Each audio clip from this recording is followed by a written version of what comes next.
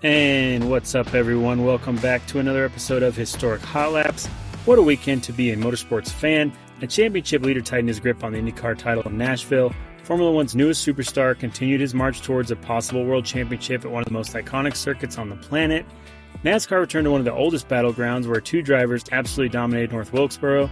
And at Eldora, one of the dirt racing's biggest names, added another chapter to his growing legacy with his second Kings Royal victory. Plus, we've got breaking IndyCar news as DRR Racing announces its return to full-time competition for IndyCar. And to close out today's episode, we're traveling back to August of 1994 to relive one of the biggest moments in NASCAR history, a race that I was actually at, probably one of the proudest things as a child, the inaugural Brickyard 400, a race that forever changed both Indianapolis Motor Speedway and stock car racing in that area. So buckle up, this is Historic Hot Laps, let's get going. All right, real quick, before we jump into this weekend's racing action, we've got some breaking news in the NTT INDYCAR Series that could have major impacts on the future of the paddock. Earlier this week, it was announced that Dreyer Reinbold Racing have reached an agreement to purchase one of Rahal Letterman Lanigan's charters, clearing the way for DRR to return to full-time competition beginning in the 2027 season, pending final IndyCar approval, that is. It's the first transfer of an IndyCar charter since the system was introduced, making this a landmark moment for the series. Now, if you followed IndyCar for any length of time, Dreyer Reinbold Racing is a name that carries a lot of history. For years, they've been one of those recognizable Indy 500 teams pulling off memorable performances every May and proving that even as a part-time operation, they could still compete with some of the biggest organizations in the sport. But beginning in 2027, that's all going to change. Instead of showing up just for the month of May, DRR is preparing to go wheel-to-wheel every single race weekend. Honestly, I think this is a fantastic thing for IndyCar. Anytime you can bring another respected organization back to full-time competition, it's a win for the series, right? More competitive teams mean more storylines, more opportunities for drivers, and ultimately a stronger championship. The announcement also comes with an emotional layer. The return to full-time competition follows the passing of longtime team owner Dennis Reinbold earlier this summer, which making this more than just a business decision for the Reinbold family. This is a chance to continue the legacy that Dennis spent decades to build in IndyCar. Now, what does it mean for RLL? Well, at first glance, some fans may see selling a charter as taking a step backwards. I actually see it quite a bit differently because RLL has been operating 3 full-time entries, and by moving back to a 2-car program in 2027, they'll be able to concentrate more on the resources they've got into those remaining cars while preparing for IndyCar's next-gen car, which is coming in 2028 as of right now. Sometimes less really is more in motorsports, and focusing personnel, engineering, and development on 2 entries instead of 3 could help RLL return to a consistent front-running team that the fans know they're capable of and that we've seen. For DRR, the biggest questions now become who's going to drive the car. We've got a lot of lean on Connor Daly possibly with that partnership. Will they expand beyond one full-time entry in the future? And again, 2028, it's very possible, right? And what technical partnerships might they establish to build towards 2027? Those answers are all going to come later, but one thing's already clear, and the IndyCar paddock is definitely growing. The charter system is doing exactly what it's designed to do by creating long-term value for team owners while giving organizations a pathway to invest in the future of motorsport. And as fans, that's an exciting take. A historic team is back, the competition gets even deeper, and 2027 just became a lot more interesting. All right, it was another packed weekend across the motorsports world, with championship battles tightening, veteran drivers trying to claw their way back into contention, and one championship favorite reminding everyone exactly why he's sitting at the top of the standings. We're kicking things off in the Music City as the NTT INDYCAR Series rolled into Nashville Superspeedway for one of the fastest races of the season. This race has quickly become one of the most unique events in the IndyCar calendar. Forget the tight downtown street circuit that the Nashville Grand Prix was kind of known for a couple years there. We're talking Nashville Superspeedway, where speeds exceed 200 miles an hour. The margin of error is practically non-existent. Coming into the weekend, there are 2 major storylines. Could anyone stop Alex Palou? And would hometown favorite Joseph Newgarden finally break through in front of a Tennessee crowd? As it turned out, both drivers would have plenty to say over the course of the afternoon. Qualifying gave fans early indication that this wasn't just going to be a straightforward race. The usual suspects were near the front, but as we've seen all season, the field in IndyCar remains incredibly close. Tiny adjustments to setup or 1 extra mile per hour through the corner can completely change your weekend. When the green flag waved, the pace was exactly what everyone expected. Cars immediately settled into that familiar oval rhythm, running inches apart, using the draft. Timing runs perfectly, and constantly balancing outright speed with tire conservation. That's one of the things that makes IndyCar oval racing so fascinating. From the outside, it looks like everyone's simply flat out around the racetrack, but inside the cockpit, drivers are making dozens of decisions every single lap. Do they push now? Do they save tires? When do they deploy the hybrid? What adjustments can they make on the track bars? Do you make the move on corner entry or wait for the backstretch? It's a high-speed chess match. Nashville once again delivered. Early on, it looked like Team Penske might have the car to beat. Joseph Newgarden had built a reputation as one of the greatest oval drivers in this generation, right? He looked right at home there in his hometown, in front of his crowd. Every time someone mounted a challenge, Newgarden seemed to have an answer. His car was stable through the corners. He was able to work multiple grooves, and he looked poised to finally reward the hometown crowd with a victory. But lurking just behind him was a driver who has become a benchmark for the entire IndyCar field, and that's Alex Palou. At this point in the season, Palou simply isn't winning races. He's controlling them. There's a difference. Some drivers win because circumstances fall their way. Others win because strategy goes their direction. Palou has reached the point where he dictates the pace of an entire race weekend. Whether it's qualifying, tire management, pit strategy, or navigating traffic, he always seems to find exactly what he needs when it matters most. That confidence has become one of his greatest weapons. As the race settled into the middle stages, strategy became increasingly important. Teams had to perfectly calculate fuel windows while balancing tire wear and the possibility of late race cautions. One poorly timed pit stop could erase an entire afternoon's worth of work. Crew chiefs earned every paycheck this weekend. The pit crews were equally impressive. At over 200 miles an hour, races aren't won by much anymore. Sometimes a pit stop measured in tenths of a second determines the winner. The pressure on these crews is unbelievable. One loose wheel, one slow fuel connection, one hesitation, and your driver suddenly loses 6 or 7 positions. Fortunately for Chip Ganassi Racing, their execution remained nearly flawless throughout the entire afternoon. As the laps wound down, the battle everyone expected finally materialized. Palou versus Newgarden, championship leader versus the hometown hero, Ganassi versus Penske, 2 completely different driving styles. Newgarden continued trying to control the race from the front while Palou patiently waited for opportunities, refusing to force the issues too early.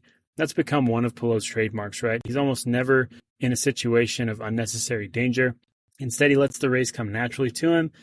It's a quality that reminds longtime IndyCar fans of the days of Dario Franchitti, Scott Dixon when he was prime, drivers who always seem to be in exactly the right place when the biggest moments arrive. And once again, that's exactly what happened. Palou made a decisive move when it mattered most, taking control late and never giving Newgarden another real opportunity to fight back. When the checkered flag finally waved over Nashville Superspeedway, it was Alex Palou celebrating once again. Another victory, another flawless performance, another reminder that the championship through the number 10 Chip Ganassi machine. Joseph Newgarden crossed the line in second after, despite not ending in victory, he still shows he's one of the most dangerous oval racers in the world whenever the series visits the speedway. Rounding out the podium was David Malukas, continuing what's been one of the most feel-good stories of the season for him.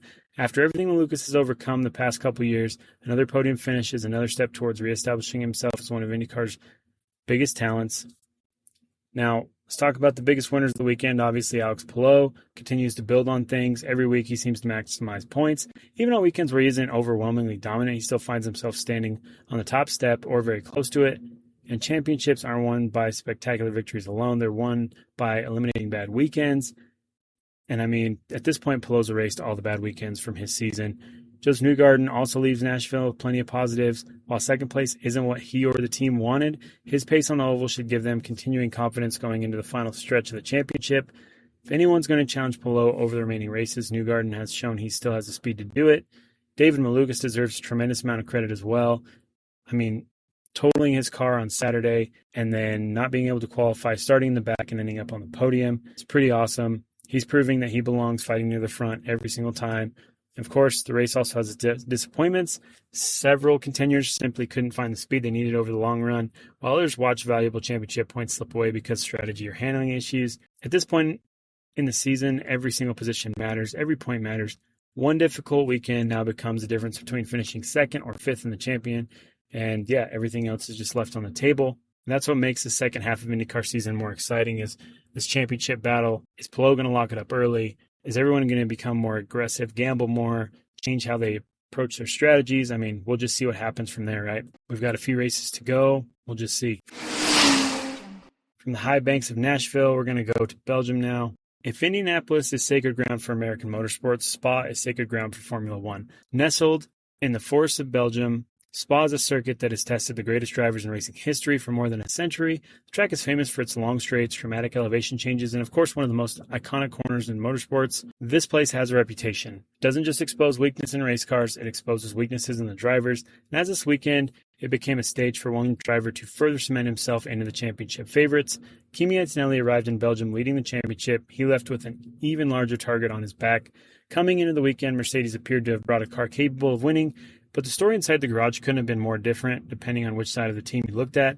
For Antonelli, everything seemed to click immediately. For George Russell, absolutely nothing did. From the very first practice sessions, Antonelli looked comfortable attacking the circuit. The young Italian was aggressive through the fast sections, precise in the braking zones, and looked every bit like a driver who knew he had the pace to challenge for victory. Russell, meanwhile, spent much of the weekend searching for answers. The Mercedes simply wasn't delivering the straight-line speed that he needed. After qualifying, Russell openly admitted his frustration. The team couldn't pinpoint exactly what was causing the issue. What they did know was that Antonelli was flying and Russell was losing valuable time every single lap. When qualifying arrived, Antonelli delivered one of the most impressive performances of the season. The young Italian stormed to his sixth pole position of 2026, and he didn't just grab the pole, he dominated it. When the dust settled, Antonelli put himself half a second between himself and his teammate. Half a second in modern Formula One, that is an eternity. The performance sent a clear message to the rest of the field. Mercedes had arrived with speed, and Antonelli intended to use every bit of it. Lining up behind him was a hungry group of challengers. Max Verstappen looked strong for Red Bull. Charles Leclerc appeared rejuvenated after recent improvements at Ferrari. Oscar Piastri and the McLaren squad were once again lurking nearby. Lewis Hamilton continued chasing Antonelli in the championship standings.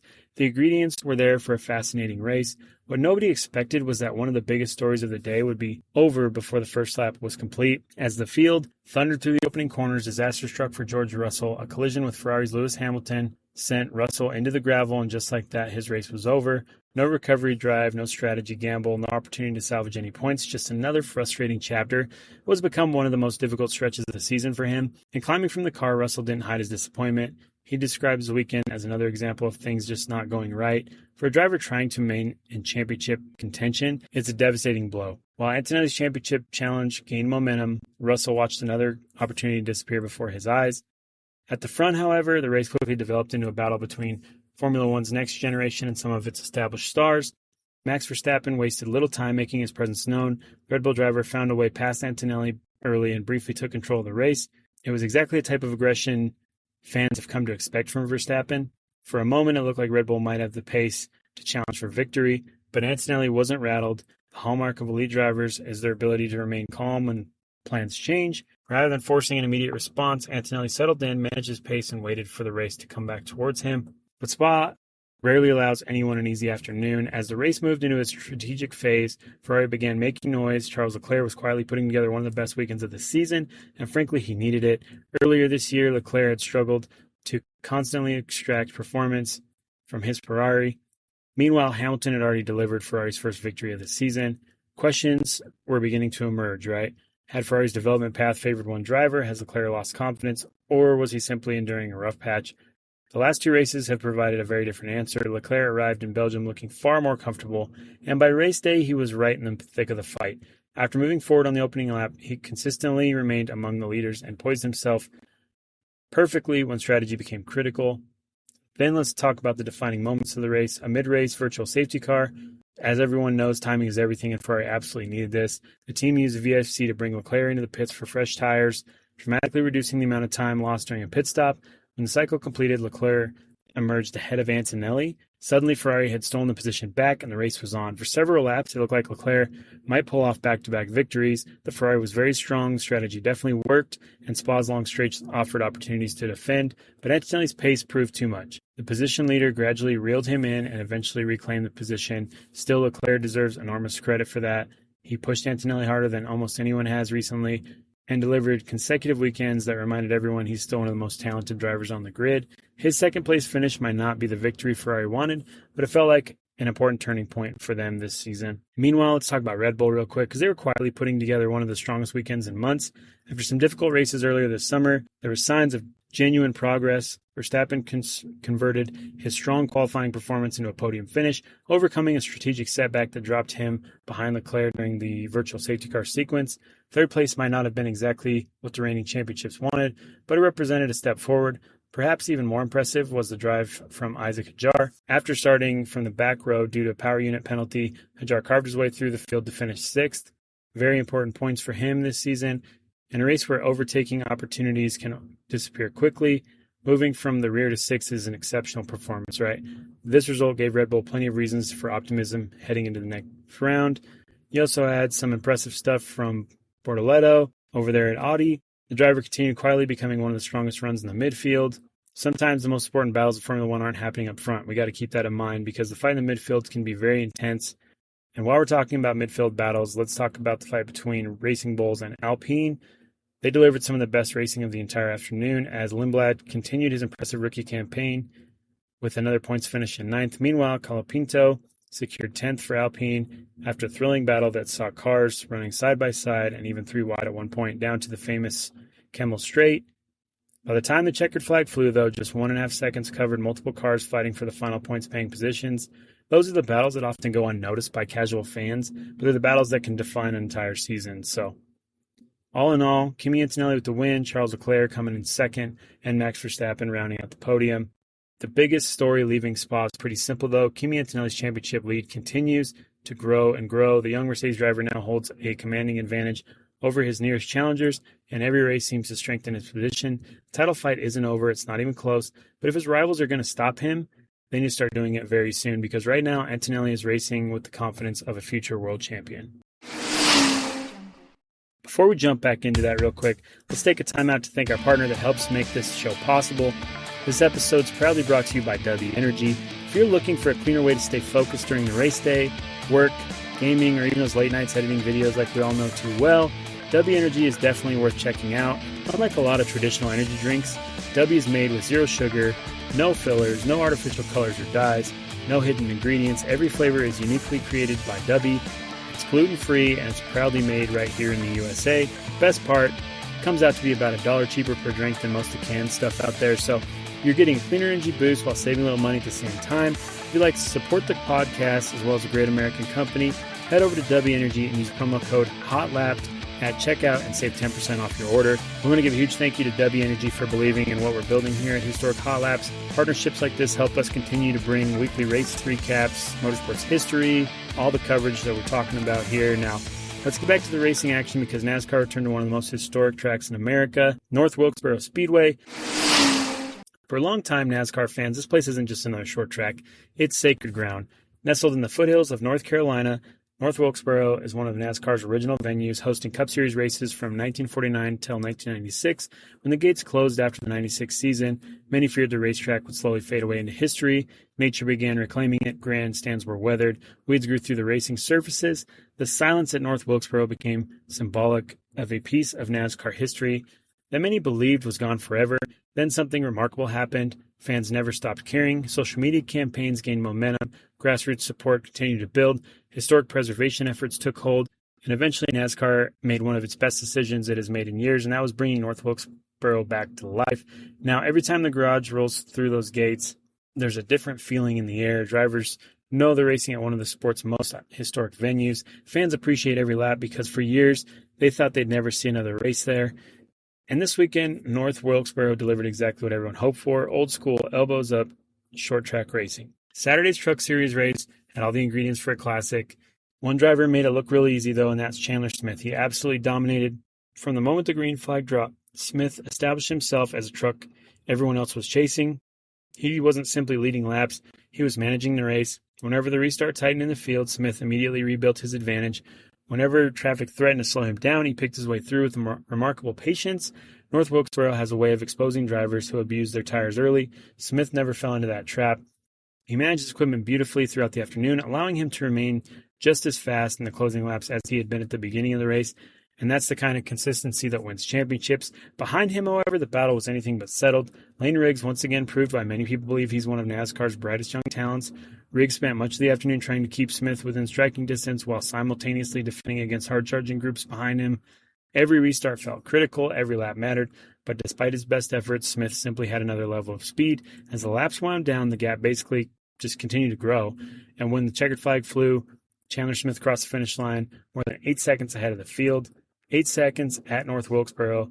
Think about that for a moment, because on a short track where passing is notoriously difficult and fields are typically separated by tenths of a second, Smith won by over 8 seconds. It wasn't just impressive, it was historic. The margin of victory became the largest ever recorded in the NASCAR Craftsman Truck Series race on a short track.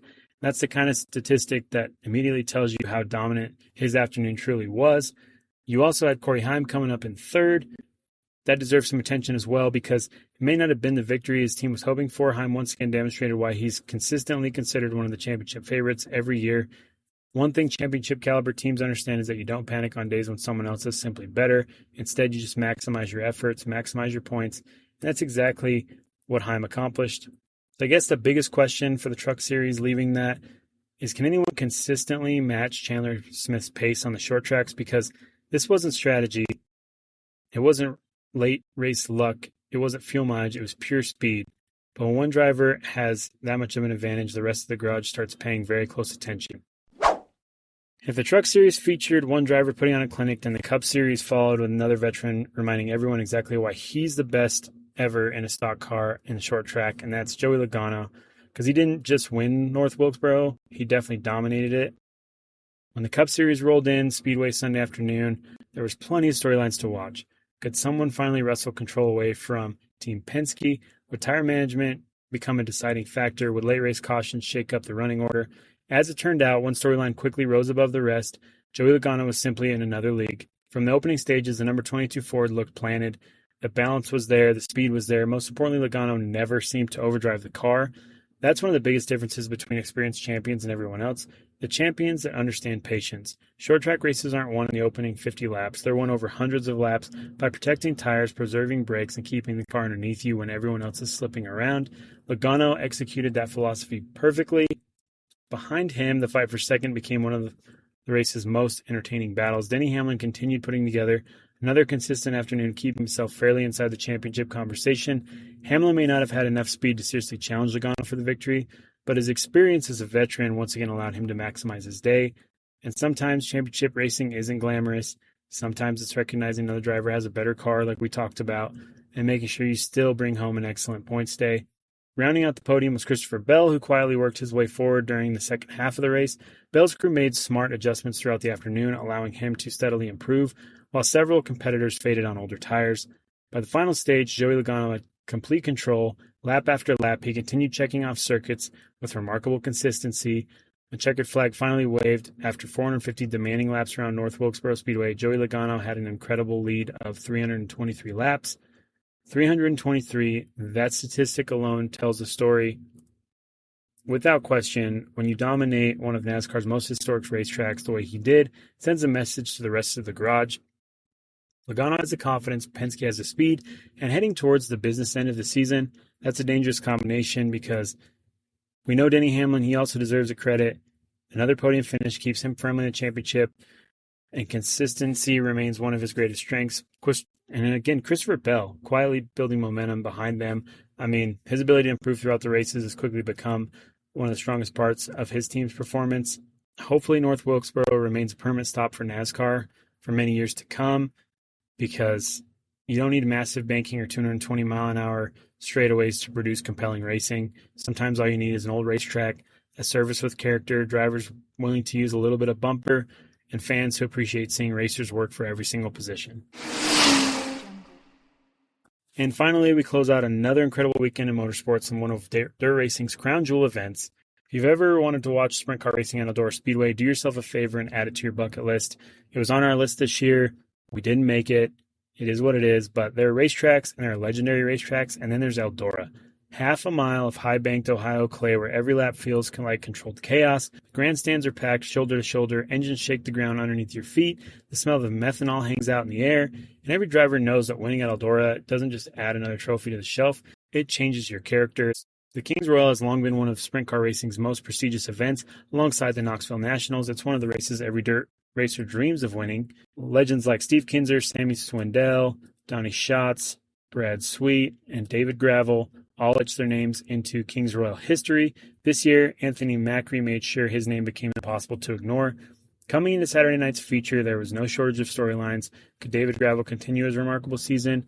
Would Buddy Kofoid add another crown jewel to his growing resume? Could Aaron Reitzel capitalize on speed from earlier in the week, or would one of Sprint Car's rising stars break through? Instead, the story became Anthony Macri again. Starting from pole position, Macri looked calm from the moment the green flag dropped. If you watched last year's King Royal, you probably expected another wire-to-wire domination, but this race had other ideas. Early on, Macri looked strong, but by lap 13, the complexion of the race changed dramatically. Garrett Williamson found another gear. The young World of Outlaws sophomore drove around Macri and suddenly had control of one of the Sprint Car's biggest events of the year.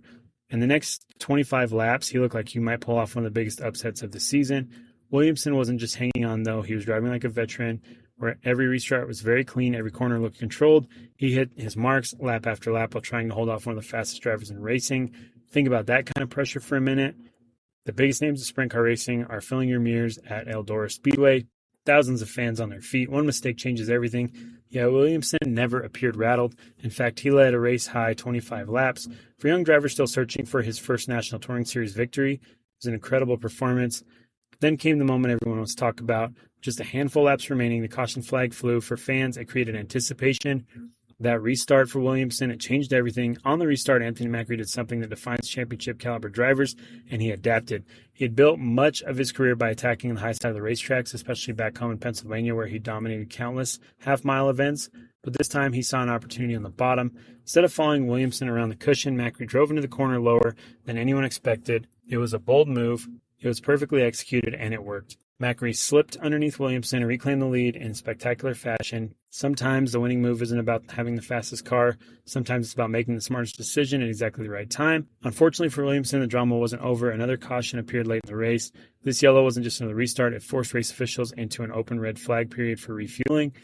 Because of the number of caution laps completed throughout the feature, teams had burned through nearly all of their fuel. Officials had no choice. The race had to stop. Now, this has become one of the biggest debates in sprint car racing. Should these fuel stops be happening during crown jewel events? Many fans argue they interrupt the rhythm of the excitement of the race for Kings Royal. Others point towards the current 28-gallon fuel cells used by many teams and wonder whether larger fuel tanks or even rule adjustments could eliminate the issue altogether. Whatever side you fall on, it's undeniable that seeing one of sprint car racing's biggest races pause for fuel changes the feel of the event, right? Like when you red flag it, you just kill the momentum. And these races are meant to test drivers, not necessarily fuel capacity. It's a conversation that'll go on and on for time. But when it resumed, Williamson admitted afterwards that something had changed. Trying so hard to protect the lead early in the race had taken its toll. His tires had faded, and during the fuel stop, he realized just how much he'd used them up. Suddenly, the young driver who looked nearly unbeatable no longer had the grip he needed. The final laps became survival. Instead of fighting for victory, he was simply just trying to hold on to a podium. By the time the checkered flag flew, Williamson had fallen all the way to 6th. The final result doesn't come close to telling the story of the night because for 25 laps, he looked every bit of the future Kings Royal champion. This performance announced Garrett Williamson as the driver. His first World of Outlaws victory feels less like if he's going to get one and much more like a when he's going to get one, right? While all of this was unfolding at the front, another driver was quietly putting together one of the best races of the night, and that's Rico Abreu. Starting back in 10th, Rico wasted absolutely no time slicing through traffic. Within 18 laps, he already worked his way to the podium. If anyone looked capable of challenging Macri during the closing stages, it was Rico. Ultimately, track position proved too much to overcome. He crossed the line, finishing in 2nd. While another runner-up finish would frustrate most drivers, this one carried some emotion because it marked Rico's 2nd consecutive Kings Royal runner-up finishing. Add in another second-place result earlier in the week in the Joker's jackpot, and you begin to appreciate just how close he's come to finally conquering Eldora. Let's not forget he drives for Tony Stewart now, who owns Eldora, so very emotional for him, I'm sure. Every interview afterward carried the same message. He wants this race badly, not just for himself, but for his Tony Stewart Racing crew and crew chief Ricky Warner, who's been battling health issues away from the racetrack. Sometimes you can hear the emotion in the driver's voice. Saturday night was definitely one of those moments. But the impressive thing, at just 27 years old, Macri becomes the youngest driver ever to win multiple Kings Royals, breaking a record previously held by Donnie Schatz. So, whenever you're mentioned alongside Donnie Schatz in World of Outlaws record books, you're doing something incredibly special, and you're doing things right. Macri is now transformed from a driver who was searching for his first crown jewel into someone building a genuine Eldora legacy. We also had the podium rounded out by Carson Macedo, so congrats to him on that one. And one of the most surprising stories from the Kings Royal Week wasn't who won, it's who didn't. You didn't see a win from David Gravel, you didn't see a win from Buddy Kofoid, and you didn't see a win from Aaron Reitzel. Three of the biggest names in sprint car racing combined for an unusually quiet week. Mechanical problems, difficult starting positions, traffic, changing track conditions, everything worked against them. It's a reminder just how unforgiving Eldora can be, and you can unload with one of the fastest race cars in the country and still leave disappointed. Now, moving forward, the focus shifts towards another sprint car huge prize, and that's the Knoxville Nationals. Kings Royal Week taught us anything. It's that they're legitimate contenders more than before for all of these races. Anthony Macri has momentum. Rico Abreu's knocking on the door. David Gravel and Buddy Kofoid, they're looking to bounce back, and we can't overlook Garrett Williamson because after the performance he delivered Saturday night, nobody's going to question whether he belongs there. And now for our favorite portion of the show. This week, we're going to the Brickyard 400. Now, we're going there this week with NASCAR Cup Series, O'Reilly Series, all the good stuff. And we're going to have Truck Series at IRP, which is hands down an amazing race. But let's talk about one of the most famous pieces of pavement in the world. 4 turns, 2.5 miles, more than a century of racing, Indianapolis Motor Speedway, and the birth of the Brickyard 400.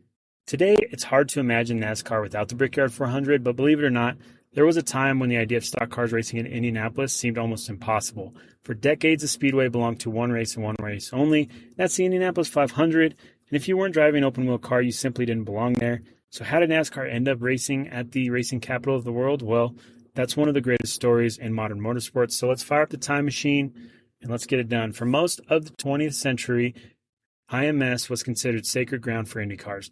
Speedway opened in 1909 and quickly became one of the most recognized sporting venues on earth. Every Memorial Day weekend, the greatest open-wheel drivers would battle for glory in the Indy 500, right? Winning the Indy 500 didn't just make you a race winner, it made you immortal. Meanwhile, hundreds of miles away in southeastern United States, another form of racing was exploding in popularity. NASCAR had grown from dusty fairgrounds in Daytona Beach into a national powerhouse. By the late 1980s and early 1990s, NASCAR wasn't just a regional sport anymore. Television ratings were climbing, new manufacturers were joining the series, sponsors were pouring in millions of dollars. Drivers like Dale Earnhardt, Rusty Wallace, Mark Martin, Bill Elliott, and a young Jeff Gordon were becoming household names. There was just one problem. There wasn't one race that truly felt like NASCAR's version of the Super Bowl. Daytona 500, prestigious, absolutely. Southern 500, rich in history. Coca-Cola 600, one of the toughest races in motorsports due to the length and time. But there wasn't one event that carried international prestige of winning at Indianapolis. That all changed because of one man, and that's Tony George. As the president of the Indianapolis Motor Speedway, George understood something incredibly important. The Speedway had become famous because it embraced innovation. It hosted motorcycles, it hosted Formula One testing, it constantly evolved. So why not welcome NASCAR? At first, the idea sounded outrageous. Traditional Indy fans hated it. Many believed stock cars would damage the image of Speedway. Others argued the massive heavy stock cars would never handle the flat corners. Some even questioned whether they'd be fast enough to make an exciting race there. Remember, this wasn't today's NASCAR. These were nearly 3,500-pound V8-powered machines designed primarily for high-banked ovals. Indianapolis is flat. It's very flat. Those 90-degree corners punish braking, reward patience, and expose every weakness in a race car. Many insiders genuinely believe NASCAR drivers would struggle there. They couldn't have been more wrong because before the race was ever announced, Indianapolis hosted a tire test. Only a handful of drivers were invited, among them Dale Earnhardt, Rusty Wallace, Ernie Irvan, and a young California kid named Jeff Gordon. The Speedway expected respectable crowds, maybe a few thousand curious fans. Instead, thousands lined up the fences just to watch testing. No championship points, no trophies, just a test session. It became immediately obvious that fans desperately wanted to see NASCAR at Indianapolis. The demand became impossible to ignore. Then came the official announcement. The inaugural Brickyard 400 would take place on August 6, 1994. The response was unlike anything anyone had ever seen.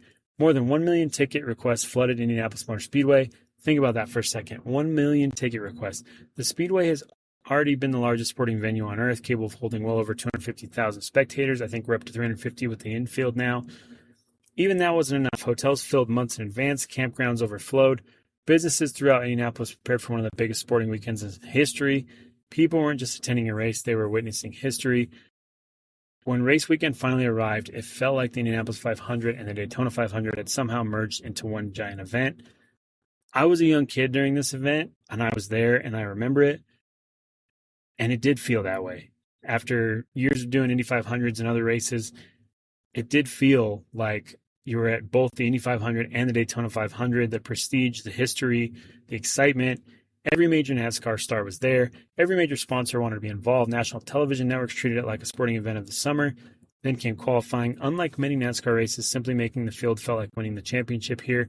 Drivers talked about the pressure of making a clean lap around Indianapolis with almost no reverence because they understood something. Once your name appeared in the inaugural Brickyard 400 starting lineup, you were part of history forever. Then race day arrived. More than 250,000 fans packed the grandstands. The atmosphere was electric. The command to start engines echoed across the speedway. 43 stock cars rolled towards the green flag, something that many believed would never happen. It was finally happening. NASCAR was racing at Indianapolis. The race itself turned exactly into what fans had hoped. Long green flag runs, pit strategy, tire management, patience. Drivers couldn't simply muscle their way through the corners. Indianapolis demanded precision. One mistake entering turn one could ruin an entire afternoon. As laps wound down, one young driver continued putting himself into position, and that's Jeff Gordon. At only 23 years old, Gordon wasn't yet the four-time champion we'd eventually know. He was talented. He was fast. This victory would change everything. Late in the race, Gordon's crew executed flawless pit stops. Crew chief Ray Evernham made every call count. The famous rainbow-colored Chevrolet remained near the front all afternoon. When the checkered flag waved, Jeff Gordon crossed the finish line first. He had won the inaugural Brickyard 400. In victory lane, Gordon kissed the famous yard of bricks. That moment instantly became one of the most defining images in NASCAR history. Today, kissing the bricks is tradition, but someone had to be the first. Jeff Gordon earned that honor forever. The significance of that win really can't be overstated. Winning at Indianapolis immediately became one of NASCAR's greatest accomplishments. Drivers who had already won Daytona suddenly wanted Indianapolis. Champions who had already conquered nearly every major race still dreamed about kissing those bricks. The Brickyard became more than just another stop on the schedule. It became a bucket list victory. The economic impact was enormous. The race brought millions of dollars into Indianapolis. It introduced thousands of NASCAR fans to the Speedway for the first time.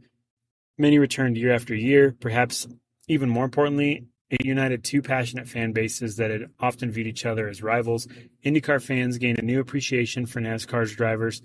After watching them wrestle heavy stock cars around one of the world's toughest circuits, NASCAR fans finally experienced the magic of Indianapolis. They walked through Gasoline Alley. They stood behind the yard of bricks. They realized why drivers across every discipline spoke about the Speedway with such respect. Brickyard 400 also marked a turning point in American motorsports. It proved that one venue could celebrate multiple forms of racing while preserving its identity. Today, Indianapolis hosts the Indy 500, NASCAR, sports cars, and other major events through the year, the BC39, the dirt track. Back in the early 1990s, that idea seemed almost unimaginable. Of course, the Brickyard story hasn't always been smooth. The race evolved, cars changed, the schedule changed. The event moved between the famous oval and the Speedway's road course. Fans still debate which version they prefer, but I'm pretty sure it's going to be the oval. But no matter where those debates land, one thing remains true. Nothing can replace the feeling of the very first Brickyard 400. It wasn't just another race. It was proof that traditions can grow instead of disappear. That one historic venue could honor its past while embracing its future. And in doing so, it created one of NASCAR's crown jewel events. So next time you watch drivers kiss those famous bricks after victory at Indianapolis, remember, they're not just celebrating another win. They're becoming part of a legacy that began on a warm August afternoon in 1994 when stock cars rolled through Turn 1 at Indianapolis Motor Speedway for the very first time. A race that many believed would never happen became one of the most iconic events in American motorsports history, and that's why the inaugural Brickyard 400 isn't just remembered as another NASCAR race. It's remembered as the day two worlds came together, and both were better because of it. Well, that's going to wrap us up on another episode of Historic Hot Laps. As always, thank you so much for spending part of your week with us. Whether you're listening on your morning commute, working in the garage, driving to a track, just relaxing at home, we truly appreciate every single one of you who continues to support what we're building here. This week reminds us exactly why motorsports is unlike any other sport in the world. Every weekend creates new heroes, every race writes another chapter in its story, and every checkered flag leaves us with a story to tell. If you enjoyed today's episode, make sure you're following Historic Hot Laps wherever you get your podcasts so you never miss an episode. We have the YouTube channel as well. We'd also love if you'd leave us a 5-star review. It really helps us reach more racing fans and continue to grow in this incredible community of motorsports fans and those alike. Be sure to follow us on social media as well. We're posting race coverage stuff, historic content, behind the scenes updates, news. We do a lot of the same stuff a lot of other people do, but just give us a like, a follow, all the good stuff. Exciting announcements that we can't wait to share with all of you coming later this year. Before we go, we'd like to once again thank our friends at W Energy for sponsoring today's episode. If you're looking for a clean, great tasting energy drink with zero sugar, no artificial colors or dyes, and no fillers, head over to W Energy. Use promo code HOLAPS at checkout. Save 10% on your order while supporting the show. Finally, thank you to everyone who continues to believe in what we do here. Whether you're with us since episode 1 or you just found us today, we're honored to have you riding along with us every single week. Until next time, never forget the history. Stay safe. Thanks for tuning in.